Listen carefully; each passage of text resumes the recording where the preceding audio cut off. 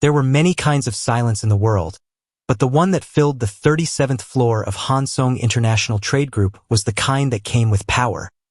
A silence built on glass walls, polished marble, and the weight of expectations. It was the kind of silence that Du Han had grown up with. Outside his office, Seoul moved like an organism of lights and endless motion. Ships loading at the harbor, trucks crossing bridges, business deals beginning and ending every minute. His company's name was attached to at least half of it. International shipments, global contracts, trade routes stretching from Busan to Dubai, from Shanghai to Rotterdam, everything had his signature on it.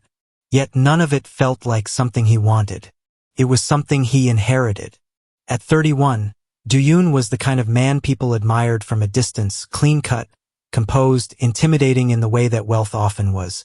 He was the perfect son in a 3-generation business empire. The kind of man who didn't raise his voice because he never needed to. The world answered him before he even finished speaking. But behind all that control was something else. A quiet, exhausted ache he never named. A man who had everything, but had never chosen anything. Inside the office, he loosened his tie and stared at the city. A skyline made of steel and destiny, but not dreams. His father's voice still echoed from the night before. A wife who understands business is not a luxury, Du. It is a requirement. An Aera is from a family we can trust. You don't need love. You need stability. Stability. That was the word he had been raised to respect. Love was the word he was raised to ignore. The engagement had been announced 6 months earlier. 2 wealthy families, 2 empires merging, just as their fathers had planned since they were children. No romance, no confession, no moment where hearts had decided anything. Just a meeting in a traditional restaurant where Aera smiled politely and asked if he preferred white wine or red. He didn't blame her. She was just as trapped as he was. Aera Kim, beautiful, soft-spoken in public, but privately restless. Du had learned that within minutes of knowing her. Her parents adored the idea of the marriage. She adored the idea of freedom. When she told him she planned to study in Georgia, USA for 3 months, a business course, she claimed, he didn't question it. He signed the papers. He paid the tuition. He booked the flight, because trust was expected, and emotional closeness was never required. But what he didn't know, what he couldn't have known, was that her trip wasn't just about studying. It was about breathing, about escaping a life already mapped out, about meeting people who didn't care about last names, arranged marriages, or the weight of dynasties. People like Liam Carter. Meanwhile, at a university campus in Georgia, Laila Brooks rushed out of her marketing seminar with her usual energy. Notebook in one hand, iced coffee in the other, her curly hair fighting gravity in the humid air. 25, African American, full of ambition and stubborn hope. She was surviving off an internship, student loans, and dreams big enough to stretch across oceans. She believed in hard work, loyalty, building something for herself, not depending on anyone. And yet, she had fallen for the wrong man. Liam Carter, 30, rich, annoyingly charming, the kind of man who lived like the world would always applaud him. He owned a luxury car dealership, vacationed more than he worked, and called Laila different. As if that made up for the fact that he was never done charming other women. Laila believed in love. Liam believed in options. Their relationship wasn't equal, but she didn't see it fully, not yet. She still looked at him with softness, and he still looked at her like she was one more thing to decorate his life with. And then came the night everything shattered. Aera had been the one to invite Laila out that night. Just to relax. Let's get drinks, girl time. They were friends from one of Aera's classes, bonded over shared laughter and late-night delivery food. Laila didn't know Aera was engaged. Aera didn't mention it. And Laila didn't know that the same man who was holding her heart in one hand was holding Aera's waist with the other. She walked into the restaurant expecting a normal evening, only to see Liam, her boyfriend, leaning into Aera, whispering, touching. Not as a stranger, not as a man being playful, as a man who already belonged to someone else. Laila froze. Her stomach fell before her tears did. He looked up, saw her, and instead of guilt, He smirked. Laila, you weren't supposed to be here yet. Like she had simply arrived early for her own heartbreak. The room spun. Her hands shook. Words wouldn't form. Betrayal wasn't loud. It was a quiet explosion inside her chest. Aera sat there sipping wine, eyes widening but no apology coming. Just a calm, cool silence. The kind used by people who already assumed they would be forgiven. Laila wasn't. She turned and walked out before she cried. Because pain didn't need witnesses. Duyun arrived in Georgia the same evening. Unannounced, jet-lagged, still in his work suit, holding flowers he didn't even know how to choose. He wasn't romantic, but he was trying. He hadn't been in a relationship before Aera. He didn't know how affection worked. He wasn't good with gestures, but he thought maybe showing effort mattered. He took a taxi straight from the airport to the apartment she rented. He imagined surprise, a smile, a welcome, at the very least, respect. But what he saw when he walked in was not something any man should ever see. A dress on the floor, 2 wine glasses, her laughter, and a stranger's voice in her bedroom.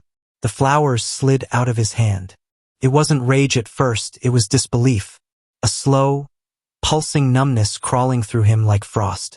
He didn't say a word. He left before they even knew he was there. Because some heartbreaks don't break you, they hollow you out. He could have shouted. He could have ended the engagement on the spot. He could have destroyed it all. But instead, he walked into the night like a man who didn't know where to put the pain he never expected to have. And like fate was pulling invisible strings. He ended up at the same bar where Laila had already begun to drown her own betrayal. It wasn't a loud place. Not the wild kind full of neon and shouting. But a dim room with music low enough for heartbreak to breathe. A place where the bartender knew not to ask questions. Laila sat hunched over a drink, eyes still wet, makeup smudged, repeating in her head every version of how could he? That existed. Duyun sat 2 seats away, suit jacket undone, refusing to let the shaking in his chest show. He wasn't drunk yet. He wasn't anything yet. He was waiting to feel something other than shock. They noticed each other the way 2 storms notice shared thunder, quietly but unmistakably. Not with attraction, with recognition, the recognition of another broken soul. The bartender placed another drink in front of Laila. You look like you need it, he said. She almost laughed. Broken, bitter, tired. I need something, she muttered. Duyun didn't speak first, he wasn't the type. But he kept looking, not at her body, but her eyes. It was the first human thing he'd done all week. You look like someone who trusted the wrong person, he finally said. She didn't turn.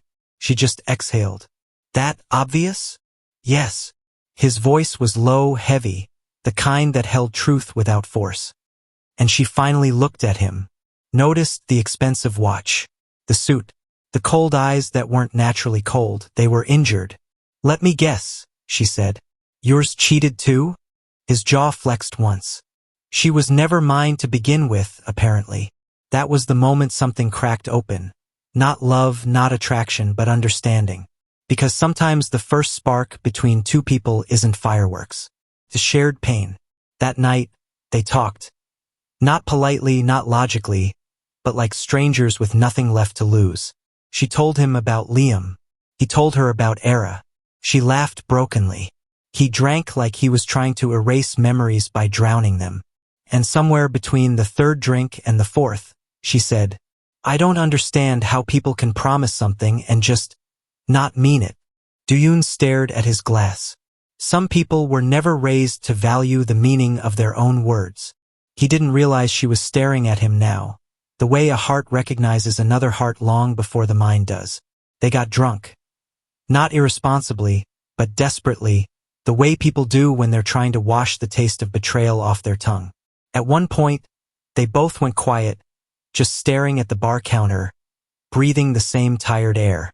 And without planning it, without thinking, he turned to her and she turned to him, and they kissed. Not the kind of kiss that comes from flirting or attraction or excitement. The kind that comes from needing someone to prove you can still feel. It wasn't soft. It wasn't slow. It was raw. A collision of two broken people holding onto the only warmth they found that night. But somewhere in the middle of it, something electric happened to him. Something he didn't understand. Something he would later try to blame on the alcohol. But it wasn't the alcohol. It was her. Her honesty. Her pain. Her fire. The way she didn't pretend. The way she felt everything fully. Something no one in his world ever allowed themselves to do. He pulled back first.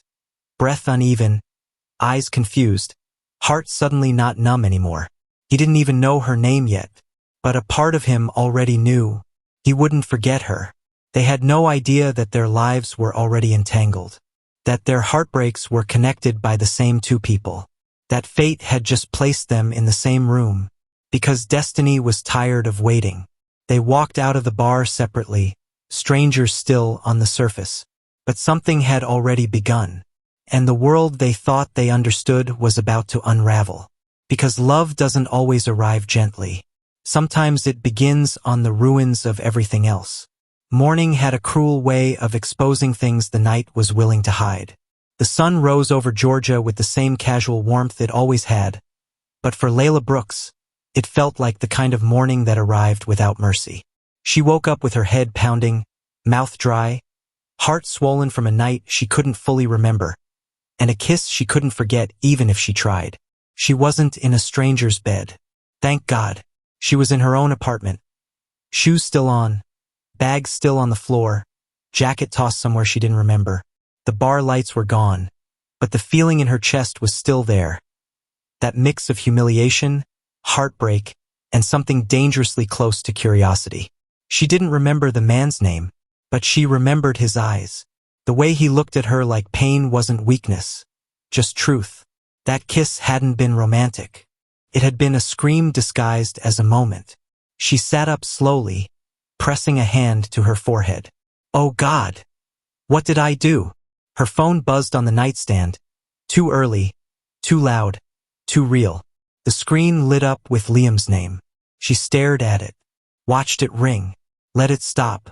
Then it started again.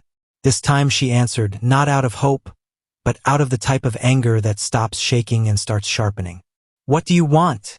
She said, voice hoarse. Liam didn't sound guilty, just annoyed. Laila, babe, you're blowing this out of proportion. It wasn't what you think. She almost laughed. You were kissing another woman. I saw it with my own eyes. She kissed me, actually, he said, like that erased everything. And you didn't stop her? Silence. You're overreacting, he finally muttered. No apology. No ownership. Not even a decent lie. Laila closed her eyes, and for the first time, she felt something shift inside her. Something that didn't want to beg anymore, explain anymore, or try to earn what she already deserved. We're done, Liam, she said quietly. He started to speak again, but she hung up. Her hands were shaking. Not from heartbreak this time, but from clarity. She didn't cry. She had cried enough already. Dune-han woke up in a luxury hotel room he didn't remember entering. His head was heavy, his suit wrinkled, his watch still on, and beside him on the pillow was one single question. Why did that kiss feel like the only real thing in his life? He didn't dream often. His mind was too trained, too organized. But last night's memories flickered back like broken film. Her voice, her tears, the shared silence, the way her lips tasted like pain and honesty. He sat up slowly, rubbing his face. He never drank that much, control was everything to him. But last night, something inside him had broken loose, something that had been silent too long. He checked his phone. No messages from Aera. No missed calls. Not even a lie waiting to be cleaned up. He should have been angry. He should have been ending the engagement. He should have been calling lawyers, calling his father, calling her family. But all he could think about was the girl in the bar. He didn't even know her name. He only knew the look in her eyes, like someone who had been loyal and paid the price for it. Someone like him. He had always believed heartbreak was something reckless people experienced. People who loved too easily. People who didn't plan ahead. He had never expected it to happen to him. And now that it had, he felt more human than he had in years. He stared at his reflection in the bathroom mirror. The same man, same suit, same life. Yet something was different. He wasn't numb, and he didn't know what to do with that. Aera woke up in her apartment later that morning, stretching lazily, unaware that her world was already cracking beneath the surface. The first sign came when she checked her phone and saw nothing from Duyun. No good morning. No, I landed safely. No call. No message. No presence. She didn't love him. She barely tolerated the idea of marrying him.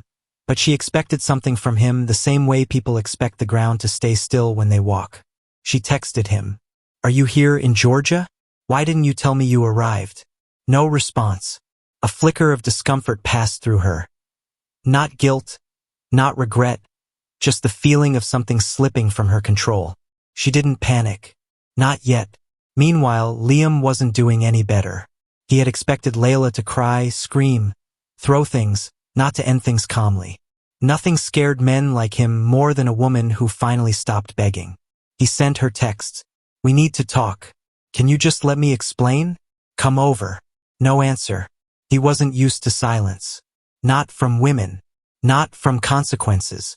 He had always trusted his money, his charm, his ability to get away with anything. Now it wasn't working. And suddenly, he wanted the one woman who no longer wanted him. Duyun showered, dressed, and left the hotel with the intention of going back to Seoul early, fixing the engagement neatly before the media ever found out. Because of her. But halfway into packing his suitcase, he stopped. Not because of Aera. Because of her. The woman he kissed. The stranger who wasn't really a stranger anymore. Not to whatever had awakened inside him. He didn't chase women. He didn't pursue emotions. He didn't believe in fate, or destiny, or chance. But last night hadn't felt like chance. It had felt like the first real moment of his adult life. So instead of booking a return flight, he asked the hotel concierge a single question. Do you know the bar a few blocks from here? The one with the red brick exterior and live jazz? Yes, sir, the concierge replied. Do you need directions? No, Duyun said.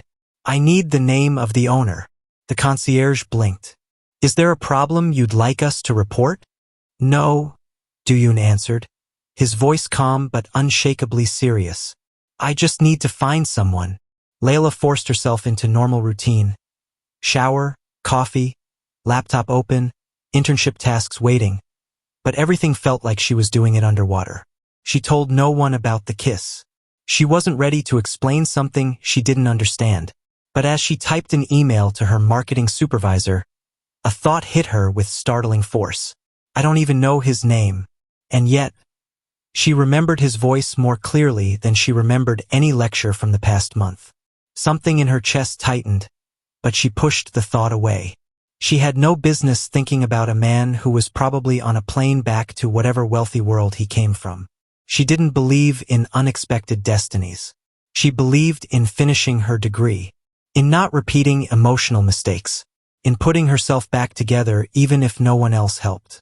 So she got ready for class, put on mascara even though she felt like crying again, tied her hair back in a way that made her feel stronger, and stepped out into a world that had no idea her heart had changed shape overnight. Laila arrived at campus early, grabbing a seat by the courtyard fountain. Something quiet, something steady. A notification pinged on her phone. A group message from a classmate. Hey guys. Reminder. The guest speaker today is from an international trade corporation in Seoul. Supposedly a CEO? Big deal guy. Laila didn't care. Not today. She closed the message but paused. A CEO from Seoul. Seoul. The word hit her stomach like a drop of cold water. No, couldn't be. There was no way. But her heart didn't agree. She sat there, staring at the campus building doors, not sure if she was anxious or foolish for even thinking it, until she saw him. A dark suit, a calm walk, presence like gravity. Duyun. She froze. He didn't see her, not yet. He was speaking to faculty members, polite, composed, the exact opposite of the man she met while drowning his pain in whiskey. He wasn't looking around the way she was. He didn't seem like he was searching for anyone. He was the same man from last night, but not the same at all. Her heartbeat was too loud. Her breathing felt wrong. She suddenly couldn't look away. But the moment she considered approaching him, a voice called her name. Laila, I've been looking for you all morning. She turned. Aera, smiling, calm, pretty, and completely unaware that the world had just placed 3 people in the same space for a reason none of them were ready for. At that exact moment, Duyun finally looked up and saw Laila. Not imagination, not memory, not a dream he was convincing himself he invented. Her. And Laila saw the exact second it hit him.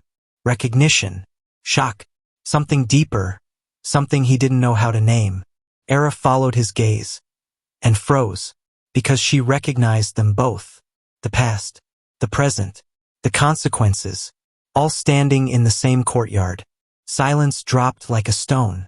Someone's world was about to change. Someone's lie was about to explode. Someone's heart was about to start racing for the first time. Not because of pain, but because fate had just shown its hand. For a moment, the campus courtyard felt like a stage no one had rehearsed for. 3 people standing in the same sunlit space, all pretending they were strangers when fate already knew better. Duyun stood frozen, not in fear, but in the kind of stillness that came from being pulled into something deeper than logic. He had seen her face in the dimness of a bar, half shadow, half ache. Yet here she was, unchanged but illuminated, and somehow even more real. Laila felt her breath catch in her throat. It wasn't supposed to be him. Not in daylight. Not in her world. Not in the place where she was trying to rebuild herself. And of all people to be standing next to her, Aera. Aera who knew both of them. Aera who caused both heartbreaks. Aera whose smile slowly faded as she processed the danger forming right in front of her. Her lips parted first. You 2 know each other? She asked, voice too calm, too careful. But Duyun didn't answer her. He was still looking at Laila. Not accusing, not confused, just drawn. Laila swallowed, unable to tear her eyes away, even though every part of her was screaming to run. She managed 2 words, quiet and shaken. It's you. Aera's eyes widened, panic flickering like a crack in glass. You've met? She pushed, tone sharper now, trying to force control back into her voice. Still, Duyun didn't look at her. He finally spoke. Low, steady, but carrying something the bar hadn't revealed.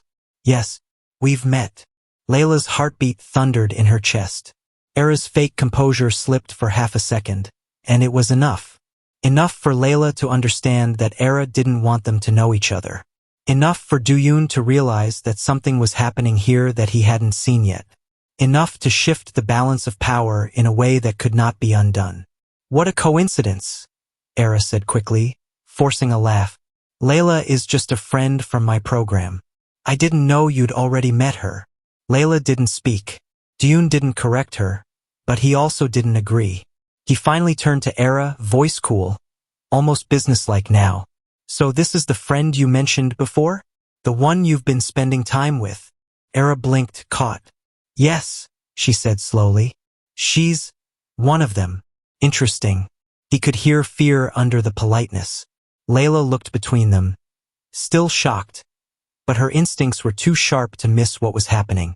Aera had never mentioned she was engaged. Aera had never mentioned her fiancé was a CEO from Korea. And now here he was. Not just existent, not just wealthy, but the man she had kissed in the dark. The man who had held her pain as if he recognized it. The man who was supposed to marry her friend.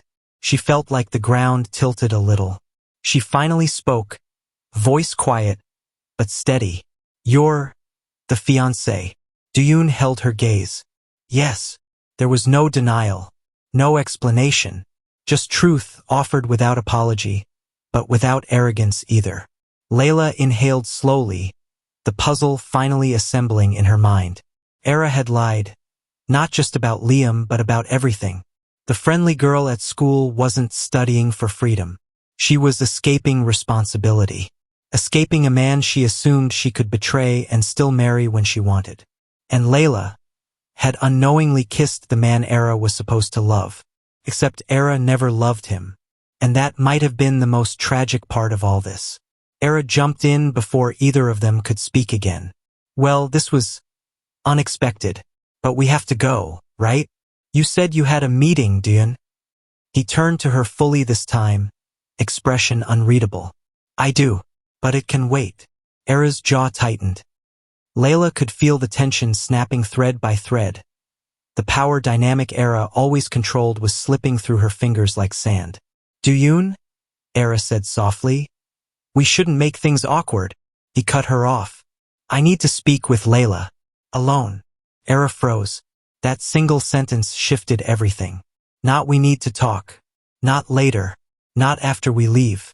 He wanted to talk to Laila. Laila could hear her pulse in her ears. She had never felt more out of place and more seen at the same time. Aera tried to laugh, but it came out wrong. Why would you need to talk to her? She's not involved in our situation. Dion stared at Aera with a kind of calm that was more dangerous than anger. You made her involved. Laila felt those words in her stomach. Aera's face paled. She looked back and forth between them, and for the first time, she realized the control she always assumed she had wasn't real anymore. Laila looked down, then back up, trying to find words that wouldn't break the air any further. It's okay, she said quietly, speaking for herself, not for either of them. I won't say anything. I don't want problems between. But Dion interrupted gently. You're not the problem. That was the moment Aera truly panicked, because she could hear it in his voice. Something had already shifted inside him. Something she didn't cause. Something she could no longer stop. Aera forced a smile that didn't reach her eyes. Well, I'll let you two catch up, since you seem to have so much to say. Those were the words of someone who knew the power was no longer in her hands. She walked away, but not far. She stayed close enough to listen, close enough to try to salvage what was slipping away. Laila and Dion were suddenly alone, in public but alone. For a long moment, neither spoke. Not because there was nothing to say, because there was too much. He finally broke the silence, voice softer than she expected. I didn't think I'd see you again. She let out a breath, nerves and truth tangled together. Me neither. You left before I could ask your name. You didn't give yours either. That almost made him smile. Almost. Dion, he said finally. Han Dion. She nodded slowly. Laila Brooks. Now they weren't strangers anymore. Now the kiss had a name attached to it. Dion looked at her like he was memorizing the truth of her. Not the pain she showed in the bar, but the strength she carried now. Laila looked at him like she was trying to forget the way he kissed her. And failing. He exhaled, long and quiet. I didn't know she knew you. I didn't know she was engaged. Laila answered just as honestly. She never mentioned you. Not once. That hurt more than he expected. Not the betrayal but the erasure. As if he had been nothing more than a future contract. A shadow meant to exist on paper, not in her real life. A silence passed between them. Not uncomfortable, just heavy with things both of them were learning too fast. Then Laila said it. The thing she knew had to be said. That night, I didn't know who you were. I didn't know anything. I was just hurting. I wasn't trying to interfere in anything. His eyes softened slightly, the first real shift in his expression. You didn't interfere, he said. You showed me something I didn't know I was missing. Laila blinked, not expecting that. What do you mean? He looked at her. Not intensely, not dramatically. Just with truth stripped of every wall he usually wore. I don't remember the last time I felt anything real. Her breath caught. And in the silence that followed, they both knew the same thing. It wasn't just a drunk mistake. It was the beginning of something neither of them had room for, but both of them already felt. Aera was still watching, panic rising with every word not spoken to her. Dion didn't look back at her. He asked Laila one question, very quiet, very controlled, but undeniably sincere. Can I see you again? Her stomach flipped. She should say no. She should walk away. She should protect herself before she fell into another impossible situation. But nothing about him felt like Liam. Nothing about this felt like a game. So she asked back. Why? He didn't hesitate. Because last night, for the first time in a very long time, I didn't feel alone. And I don't know what that means yet, but I know it wasn't a mistake. Her heart trembled, not with fear, but with recognition. He wasn't asking for romance. He was asking for a chance to feel something real. Aera watched, unable to breathe. Laila finally nodded, very slowly. Okay. The world didn't explode. Nothing dramatic happened. But something changed permanently, because the moment she agreed, Aera lost something she couldn't ever get back. And Duyun took the first step toward a life that was actually his. The jet sliced through the night sky, silent above the clouds. But inside Duyun was anything but silent. He sat in the leather seat. First class, private, polished like everything in his life, but his mind was a storm. His assistant sat across from him, files stacked neatly, waiting for him to resume the usual role. CEO, heir, strategist, the man who never questioned anything. But Duyun wasn't thinking about company mergers. He was thinking about her, the woman in the bar, the one with eyes full of honesty and pain, who didn't hide hers behind expensive clothes and polished lies the way Aera always did. Laila. He hadn't even known her name then. He hadn't cared to ask. He wasn't supposed to care at all. It was supposed to be a night to forget, not a night that changed him. He stared out the oval window, watching city lights disappear behind clouds. Why am I thinking about her again? Why can't I shut it down like I always do? Because something in him had cracked open. Because for the first time in his 31-year life, he felt something that didn't come from obligation, wealth, arrangement, or family expectations. Something simple, human, real. He exhaled and closed his eyes, but the memory wouldn't fade. The way she laughed after crying, the honesty in her voice, the way she didn't know who he was, and didn't care, the way her lips had tasted of salt and whiskey when they kissed without planning to. A reckless moment, and yet the most honest moment of his adult life. It was the alcohol, he tried telling himself. Except sober now, he still felt it. His phone buzzed. Aera. Of course. Perfect timing. He inhaled and prepared the voice he always used with her. Detached but polite. The voice of a man fulfilling a duty, not loving a woman. Do you know? She said sweetly, too sweetly. You didn't text me back earlier. I thought maybe you were busy. He had seen her message. He just hadn't replied. Yes, I was in meetings, he said, knowing his lie was smooth enough to pass. She giggled softly. I miss you. When are you coming back? He looked down at the drink in his hand, water, not whiskey, and wondered how a woman could say she missed him while being in another man's bed.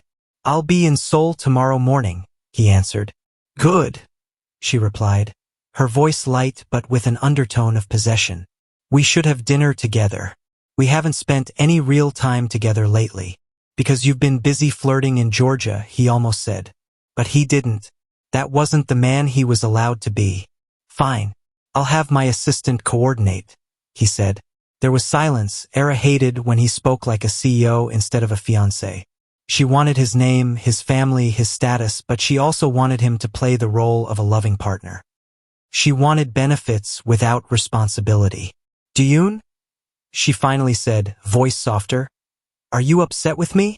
He stared at the ice in his glass, remembering the moment he walked in and saw her kissing Liam. He could have yelled. He could have ended everything. But instead, he had walked away. Because if you aren't in love, you can't be heartbroken. Right? No, he said flatly. Just tired. She exhaled in relief. Okay, then rest well. I love you. He didn't say it back. He never had. He never could. When the call ended, he didn't feel healed. He felt hollow. And the hollow space inside him had a name. Laila. Laila stood in front of her bathroom mirror, hair still damp from the shower. No makeup, eyes tired from nights of overthinking. In the reflection, she saw herself, not the version Liam wanted, not the version she pretended to be for friends, but the real one. The girl who loved deeply but was loved incorrectly. The girl who kept forgiving a man who only valued her when it benefited him. Her phone lit up again. Liam. Of course. She let it ring. A minute later, another text popped up. You're being dramatic. I already told you Aera meant nothing. You know I love you. She stared at the message and felt something inside her shift. Not break, change. Liam was the kind of man who believed mistakes could be erased with confidence, apology, and money. But something about that night in the bar, something about talking to a stranger who didn't try to fix her pain, only listened to it, had changed what she believed love should feel like. Duyun had listened with a kind of quiet that wasn't cold, it was present. He didn't try to touch her just to take. He didn't use words to manipulate. He didn't charm. He just was there. That tiny memory was already more valuable than all of Liam's expensive gifts. She typed a reply to Liam, then erased it, typed again, erased again. She didn't know what she wanted yet, but she knew what she didn't want anymore, to be second place in a man's life, to beg for loyalty, to pretend betrayal was a misunderstanding. She closed her eyes and whispered to herself, I deserve more. She didn't know yet that fate was already answering that sentence. 3 days later, Laila was in the lobby of a luxury business hotel in downtown Atlanta, holding a portfolio, waiting for her internship meeting. She was early, nervous, but determined. What she didn't know was that the hotel belonged to the Korean shipping conglomerate Washin Global Logistics, Duyun's company. He wasn't supposed to be there. His schedule had him in Seoul all week. But a sudden emergency with the U.S. division brought him back to Georgia. And fate moved 2 people into the same building at the same time. 2 people who were trying not to think about each other. Duyun stepped out of the elevator with his assistant and a group of executives, dressed in a tailored black suit that looked as sharp as the mind behind it. He was speaking in Korean, tired, focused. Nothing in his posture suggested he was a man shaken emotionally, until he saw her, Laila, standing there, looking vibrant but nervous, flipping through papers, completely unaware he was watching her. His steps faltered, just slightly, but enough that his assistant glanced at him in confusion. He didn't look away. Some people you forget in hours. Some you remember for life after a single night. Sir? The assistant asked. Give me a moment, Duyun said, already walking toward her. Laila finally looked up, her breath caught. Their eyes met, and the world did the strange thing it only does when 2 lives are meant to collide. They didn't speak at first. They just stared, recognition, disbelief turning into something warm and dangerous. You? She finally said, voice barely above a whisper. Laila, he said, and it felt different hearing her name now. Real, not a bar stranger. She blinked. You remember my name. I remember everything, he said quietly. It wasn't flirting. It wasn't a line. It was truth. She swallowed, suddenly aware of how fast her heart was beating. What are you doing here? This is one of my company's hotels, he said. What are you doing here? I have a meeting. Internship evaluation. He nodded slowly, something like admiration flickering in his eyes. So you weren't just a sad woman in a bar, he murmured. And you weren't just a drunk stranger, she replied. They both smiled, but the smile wasn't light.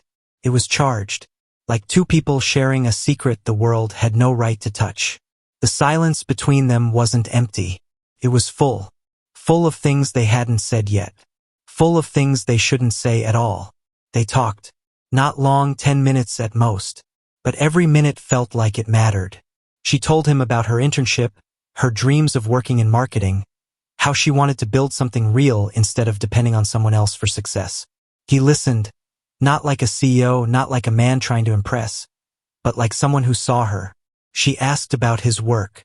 He told her the truth, not the business truth, the personal one. That night, I realized I don't know who I am outside of my father's plans. She looked at him, speech softening. That sounds lonely. It is, he admitted. But I didn't feel lonely when I was talking to you. There it was. The line. The truth neither of them should speak, but did. She felt her pulse in her fingertips. She shouldn't feel this way, not about an engaged man. He shouldn't feel this way, not about someone who wasn't his fiancé. But wanting isn't a choice. Only acting on it is. And they were both standing right on the edge of that choice. Duyun took a slow breath. Laila, I don't know what this is. But I haven't stopped thinking about you. Her lips parted. The world around them blurred. Voices, footsteps, elevators, time. I haven't stopped thinking about you either, she whispered. Then silence.